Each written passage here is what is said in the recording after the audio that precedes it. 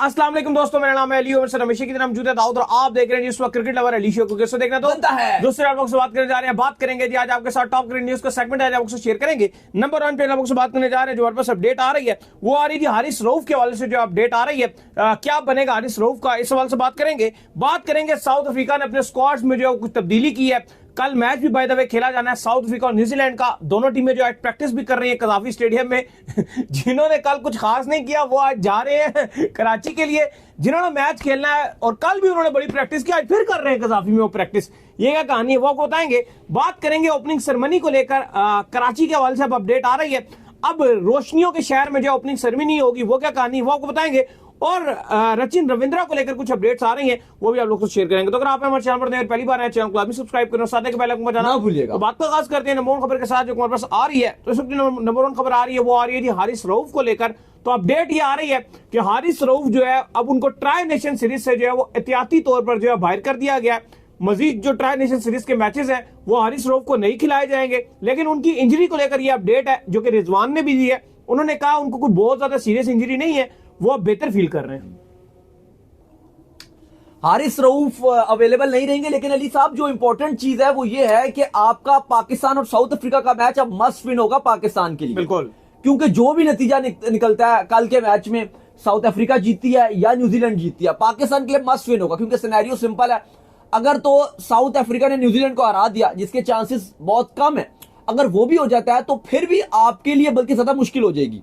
क्योंकि फिर आपको ना सिर्फ साउथ अफ्रीका को हराना पड़ेगा बल्कि मार्जिन से हराना पड़ेगा। क्योंकि नेट रन रेट की भी कहानी आ जाएगी। कल आपका नेट रन रेट वैसे ही बड़ा खराब हो गया, जितनी बुरी तरह आप हारे हो न्यूजीलैंड से, तो आपके लिए प्रॉब्लम हो जाएगी। लेकिन अगर कल न्यूजीलैंड ने साउथ अफ्रीका को हरा दिया तो आपके लिए सिंपल सिनेरियो होगा कि आप साउथ अफ्रीका को हराओ या साउथ अफ्रीका के पास सिंपल ऑप्शन होगा कि वो आपको हराएं और वो आगे जाएंगे। तो उस सिनेरियो में हारिस रऊफ भी अब आपके पास नहीं रहेंगे।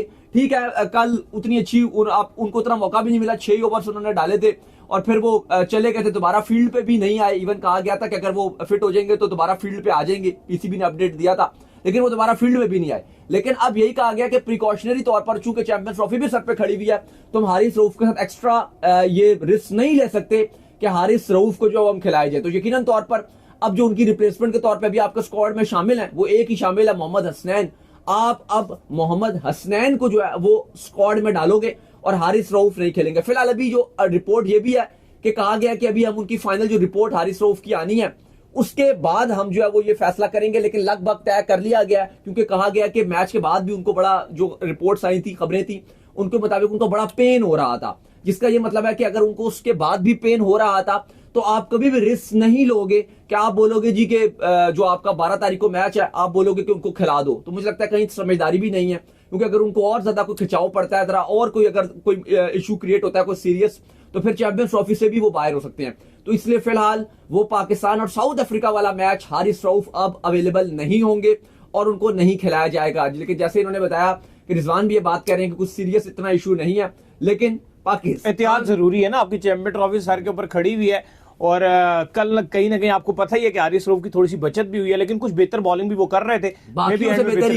भी एंड में शायद मजीद बेहतर भी कर जाते। स्ट्रेंथ ही एंड पर है, डेथ ओवर में अच्छी बॉलिंग, अच्छा जोर लगा लेते हैं वहां पे वो। तो चले, बहुत अच्छी बात है कि भाई आपने जो है उनको थोड़े टाइम के लिए साइडलाइन कर दी है, चैंपियन ट्रॉफी में भरपूर तरीके से वापस आए वो। इसके बाद जो अपडेट आ रही है वो आ रही है साउथ अफ्रीका के हवाले से। तो साउथ अफ्रीका ने स्क्वाड में एक बार फिर तब्दीली की है। इससे पहले भी उन्होंने 2 तब्दीलियां जो अपने जो स्क्वाड है उसके अंदर की थी। अभी मजीद भी उन्होंने जो कुछ ऐड करने हैं प्लेयर्स। अब क्या तब्दीली हुई है जी? देखिए, साउथ अफ्रीका ने अपने स्क्वाड में तब्दीलियां की। आपको पता है पहले जो ट्राई नेशन सीरीज थी उसके अंदर उन्होंने 2 मजीद खिलाड़ी ऐड कर दिए थे, एक तबरेज शमसी और एक लुंगी अनगिडी किए थे, क्योंकि इससे पहले तो उनका वाकई बहुत बेकार स्क्वाड था। लेकिन अब फिर भी स्क्वाड आपको कुछ समझ आ रहा है लुंगी अनगिडी और शमसी के आने के बाद।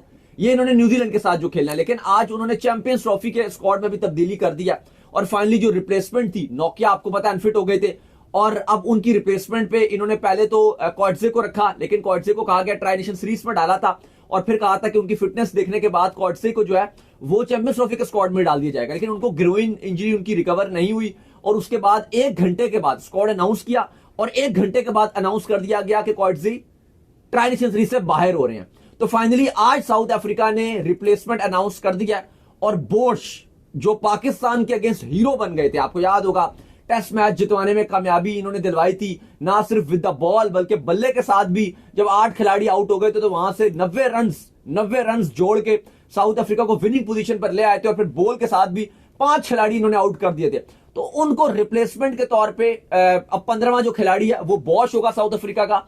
साथ साथ साउथ अफ्रीका ने एक और भी फैसला किया और वो ये किया कि जो तेज गेंदबाज हैं, यंग तेज गेंदबाज मफाका, जो आपको याद होगा अभी पाकिस्तान साउथ अफ्रीका में भी बड़ा हाईलाइटेड रहे थे मफाका, उनको कहा गया कि ट्रैवल रिजर्व के तौर पे पाकिस्तान ट्रैवल करवाया जाएगा चैंपियंस ट्रॉफी में, कि अगर कोई एक आध प्लेयर अनफिट रहता है, क्योंकि आपको पता है साउथ अफ्रीका T20 लीग चल रही थी तो काफी प्लेयर्स की फिटनेस ऊंच नीच हुई भी है, तो वो रिस्क नहीं लेना चाहते और वो चाहते हैं कि अगर किसी भी खिलाड़ी की फिटनेस कोई मसाइल हो तो हमारे पास बैकअप पे फास्ट बॉलर हो। वैसे मुझे लगता है कि बोश ठीक है, लेकिन बोश अली साहब ऑलराउंडर की कैटेगरी में ज्यादा सूट रहते।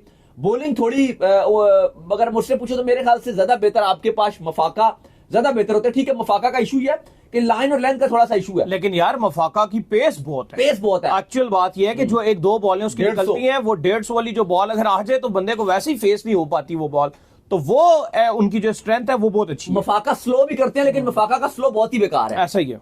अगर वो मैं कहता हूँ 6 की जान के असल में ना बात वही है, हमारे साथ भी दाऊद एक लड़का खेलता है, उसकी पेस बहुत अच्छी है, लेकिन उसको मसला है कि उसने स्लो मारनी है वही, और जब स्लो मारेगा तो छक्का पड़ेगा। और वो मफाका को भी वही मसला है, उसका पेस बहुत है लेकिन उसको बीच में स्लो मारनी है कभी, तो उसमें तो स्लो में तो रिजवान लपेट गए थे उनको छक्का, तो फिर ये बड़ा मसला बन जाता है। खैर, इसके बाद जो अपडेट आ रही है वो आ रही थी ओपनिंग सेरेमनी के हवाले से, और अपडेट ये आ रही है कि ओपनिंग सेरेमनी जो है कराची में दोबारा से जो है कराची स्टेडियम की जो ओपनिंग सेरेमनी है वो की जा रही है, लेकिन एक्चुअल में जो दाऊद सही हाइप थी वो पहली ओपनिंग सेरेमनी की थी और उसको पाकिस्तान क्रिकेट बोर्ड ने बहुत ही अच्छे तरीके से कैच किया। दुनिया भर में जिस स्टेडियम की जिस तरह से वाह हुई है, मजा आ गया वो ओपनिंग सेरेमनी देखकर। लेकिन चले अब कराची में भी मौका है तो कराची के बॉयज भी आ सकते हैं। इवन एक तीसरी सेरेमनी भी रखी हुई है, वो हमने आपको बताया था, वो चैंपियन ट्रॉफी की ओपनिंग सेरेमनी का उसको नाम दिया है। 17 तारीख को वो भी करना है, 16 तारीख को वो भी जो लाहौर में है वो ओपनिंग सेरेमनी, लेकिन एक्चुअल में तो मेरा मानना है ओपनिंग सेरेमनी होगी। अब आगे बताएं। नहीं, जो कराची में होनी है ये उसी तरह की होनी है जो लाहौर में होनी है, पूरी हर चीज वही होगा। इफ्तिताह होगा, सबसे पहले यहाँ पे प्राइम मिनिस्टर शहबाज शरीफ ने इफ्तिताह किया था, वहां पर आपके जो प्रेसिडेंट हैं वो इफ्तिताह करेंगे।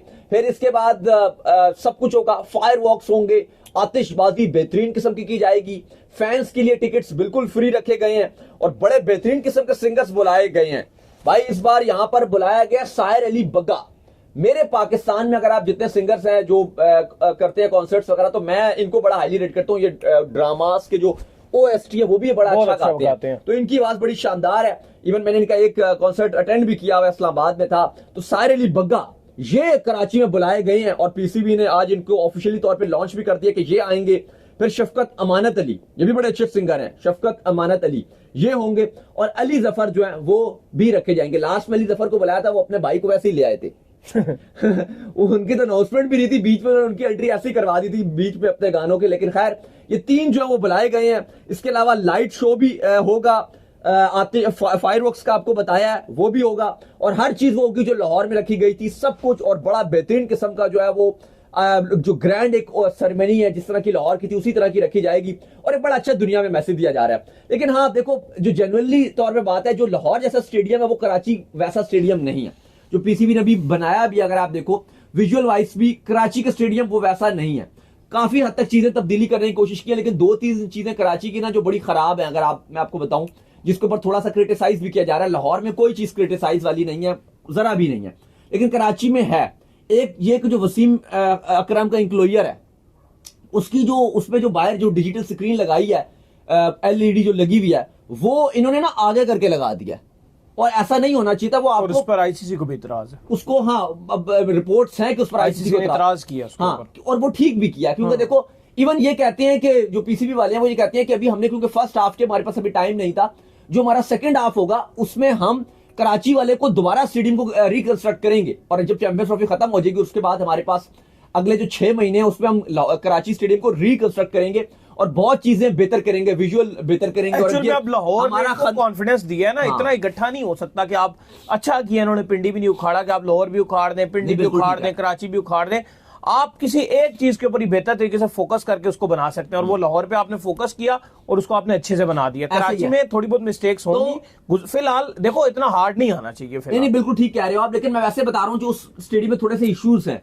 एक तो यह है कि वसीम अकरम जो इंक्लोयर है उधर जो LED इंस्टॉल की गई है वो बहुत आगे कर दिया। हमेशा हमने देखा है कि जो स्टेडियम में ये जो स्क्रीन लगाई जाती है वो पीछे लगाई जाती है, बिल्कुल ऐसा ही है, ताकि जो उस स्टैंड के लोग बैठे हो जो मैच देख रहे हो उनको इशू ना हो। वो पीछे होती है, सिर्फ ये स्क्रीन पीछे अगर आप देखो वो लगी होगी। ये नहीं अब हमारे आगे लग जाए तो हम क्या करेंगे, हम कैसे देखेंगे।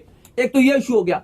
दूसरा, जो इन्होंने 20,000 वाला इंक्लोजर रखा है जिसका टिकट है 20,000 VIP, वो तो अभी आपको पता है क्रिएट भी किया गया, उस पर कंस्ट्रक्शन भी की गई है, बड़ा अच्छा हर चीज हो गया। लेकिन हैरान कुन तौर पे हमें, इवन मुझे भी यकीन नहीं आ रहा था कि जब मैंने देखा कि उसके सामने जालियां लगा दी, वो ग्रिल जो लगा दी, क्योंकि चलो आपने पूरे स्टेडियम में ग्रिल लगाई थी। लाहौर में तो यार कमाल कर दिया, लाहौर का कमाल कर दिया। मैं कहता हूँ फैंस खुश हो गए यार। देखो दुबई वाला व्यू मिला जो हम दुबई में देखते हैं। देखो बात सुनिए, आपने बाकी चलो हमें माना कि सिक्योरिटी कंसर्न होता है और आपने जो है वो ग्रिल लगाई हुई थी वहां पे, बाकी में ठीक था। लेकिन जिसने 20,000 रुपए दिए होंगे एटलीस्ट उसके सामने तो ग्रिल ना लगा, ये तो उसको थोड़ा सा ख्याल कर देते।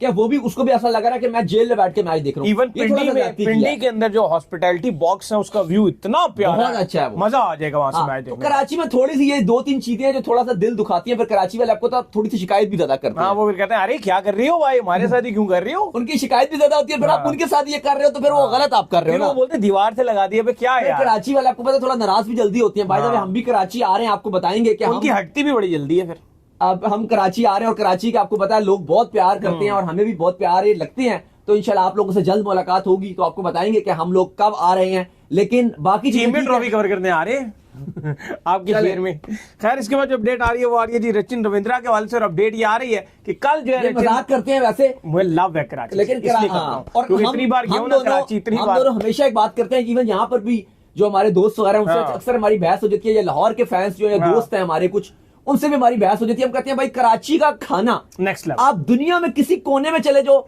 आप पाकिस्तान के किसी कोने में चले जाओ, आपको कराची जैसा खाना जिंदगी में कहीं नहीं मिल सकता, दुनिया में कहीं नहीं मिल सकता। कराची लोग भी बहुत हेल्पिंग है, बहुत हेल्पिंग लोग हैं, मतलब बातचीत में मजा आता है। आपको पूरा गाइड करेंगे हर लिहाज से, आप कमाल है, नेक्स्ट लेवल बताते हैं। Next level. खैर इसके बाद जो अपडेट आ रही है वो आ रही है रचिन रविंद्रा को लेकर। तो कल जो है रचिन रविंद्रा को लगी बॉल, आपको हमने देखा ही था बड़ा स्टेट, और जो ग्रैंड फ्लिप्स है उनका ये कहना है कि लाइट्स की वजह से ना कुछ उनका जो विजुअल्स है बॉल को देखने का वो मिस हुआ, जिसके करते जो है बॉल उनको वहां पर लग गई और फिर उनको जिस तरह से इंजरी हुई बड़ा हम डर भी गए। इवन हमने देखा है क्योंकि इससे पहले भी लोगों के सरों पे बॉल्स लगी हैं तो बड़े बड़ी जो है इंसिडेंट पेश आ जाते हैं। और जिस तरीके से वहां पर ब्लड गिरा रचिन रविंद्रा का ग्राउंड में, तो एक दफा से पूरे जो ग्राउंड में तो वो भी घबरा गई कि ये क्या हो गया। लेकिन अल्हम्दुलिल्लाह रचिन रविंद्रा जो है वो अब बेहतर भी है। क्या अपडेट है जी न्यूजीलैंड क्रिकेट बोर्ड? बिल्कुल, उन्होंने आज ऑफिशियल अपडेट भी दिया और उनका मानना यह है कि रचिन रविंद्रा बहुत जल्दी रिकवर कर रहे हैं और कोई भी खतरे की बात नहीं है। हमने लगातार उनको जो है वो उनका चेकअप करते रहे और वो एक बहादुर खिलाड़ी है रचिन रविंद्रा, और वो बिल्कुल ठीक है और उसको कोई इशू नहीं है।